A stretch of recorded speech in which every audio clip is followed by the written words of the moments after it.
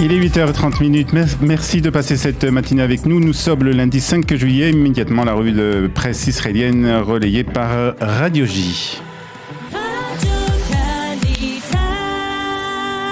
Olivier Granilik à Jérusalem et la crise sanitaire en Israël, c'est à la une de tous les quotidiens israéliens et surtout l'éventualité d'un retour de certaines restrictions dans le but de ralentir le nombre de contaminations au coronavirus, Olivier. Oui, Ilana, c'est ce qu'explique en tout cas ce matin le Israël Hayom et qui nous apprend que le cabinet du corona doit se réunir demain pour décider justement de nouvelles restrictions en raison de l'augmentation inquiétante du nombre de personnes contaminées. Parmi les décisions qui pourraient être prises, le retour du fameux passeport vert et puis une campagne aussi de vérification du port du masque dans les lieux fermés. Le cabinet du corona pourrait aussi décider de permettre à tous ceux qui le désirent un troisième vaccin pour lutter contre la propagation du variant indien.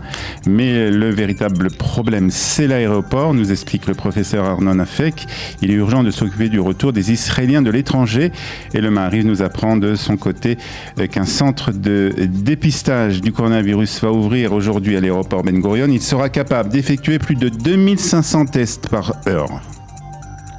Et toujours sur le dossier sanitaire, Israël pourrait bien passer un accord avec un autre pays pour un échange de vaccins.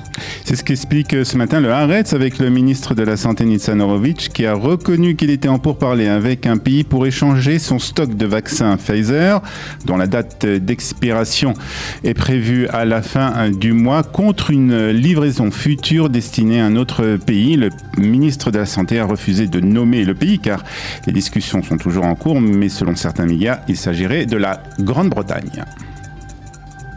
L'autre grand titre de l'actualité ce matin est politique, avec le vote aujourd'hui à la Knesset d'une loi sur le regroupement familial. En effet, il s'agit d'un véritable casse-tête pour le gouvernement de Naftali Bennett. C'est ce que nous dit ce matin le Yediot Ahronot. Rapide rappel, il existe en Israël une loi pour éviter le rassemblement des familles palestiniennes en Judée-Samarie. C'est le Likoud qui est à l'origine de cette loi et elle doit être reconduite chaque année. Le problème, selon le Yediot Ahronot, est que le gouvernement n'est pas du tout assuré d'avoir la majorité pour la faire adopter, les partis Meretz et Ram ayant déjà annoncé qu'ils voteront contre. Le gouvernement aurait pu compter sur le soutien du Likoud qui, rappelons-le, est à l'origine de cette loi, mais les députés de droite ont décidé de rendre la vie amère au gouvernement.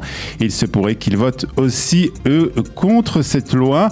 La ministre de l'Intérieur, Ayelet Shaked, ne pense pas qu'un tel scénario est possible. Je ne crois pas que l'opposition fasse quoi que ce soit pour empêcher que cette loi passe, a-t-elle déclaré. Et puis toujours sur la scène politique, le ministre de la Défense, Benny Gantz, s'est longuement exprimé hier lors d'une interview à la 13e chaîne, la première depuis sa nomination au sein du gouvernement Lapid-Bennett. En effet, Benny Gantz a accordé une longue interview à la 13e chaîne hier. Il a reconnu que les combats dans la bande de Gaza pourraient reprendre à tout moment.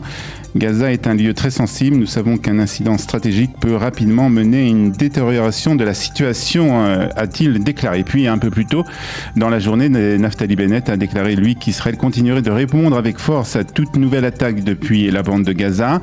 Le Maariv nous rappelle que samedi soir, Tsahal avait riposté à des lancers de ballons incendiaires qui avaient déclenché des feux importants dans le sud d'Israël en bombardant des cibles du Hamas. Les choses ont changé, a déclaré Naftali Bennett à l'ouverture du Conseil des ministres. Dans le reste de l'actualité, 2 mois après la tragédie du Mont Méron en Israël, la commission d'enquête a commencé ses travaux. Oui, c'est d'ailleurs une des toutes premières décisions qui avait été prise par le gouvernement Lapid-Bennett, la création d'une commission d'enquête de cette catastrophe qui avait fait, je vous rappelle, 45 morts.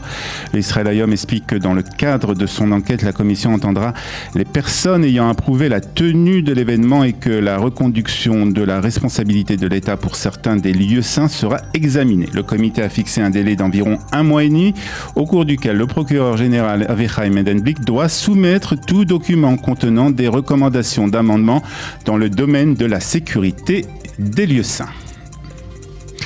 Et puis une équipe israélienne s'est rendue à Chypre également pour aider à éteindre l'immense incendie qui ravage le pays actuellement. C'est Naftali Bennett qui l'a annoncé hier en ouverture du Conseil des ministres et la presse israélienne en parle bien entendu ce matin. Une délégation de pompiers de l'armée israélienne est arrivée hier à Chypre et 4 avions Canadair ont également été envoyés par Israël pour maîtriser les flammes qui ont déjà fait 4 morts. Le ministre israélien des Affaires étrangères, Yair Lapid, s'est entretenu lui avec son homologue chypriote et a déclaré qu'Israël ferait tout ce qui est en son pouvoir pour aider Chypre à maîtriser les feux. Et puis enfin pour terminer Olivier, le Yediot Aharonot appelle ce matin à une rébellion des consommateurs israéliens. Mais alors de quoi s'agit-il ? Le quotidien part en guerre contre le prix des hôtels en Israël. Arrêtez de nous voler, titre le quotidien en première page. Explique qu'il n'y a aucune raison de payer des milliers de shekels pour passer une nuit dans un hôtel à la mer Morte ou à Eilat. Shoshana Chen dans le Yediot Aharonot estime que face à la flambée des prix, une seule solution, un boycott israélien des grands hôtels. Elle appelle donc à chercher des deals plus abordables ou de préférer des petits hôtels aux hôtels de luxe. C'est possible et c'est entre nos mains, conclut la journaliste du Yediot Aharonot. Et c'est ainsi que se termine cette revue de la presse et des médias israéliens.